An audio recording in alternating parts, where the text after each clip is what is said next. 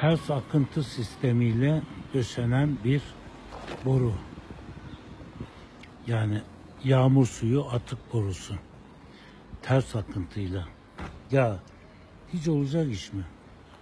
Yüksek, alçak, yüksek gidiyorlar. Halbuki buraya PVC boruyla değil, daha büyük, geniş boruyla koymalar lazım. Bakın burada çukur var. Yani düşük. Geliyor. Burada. Bakın.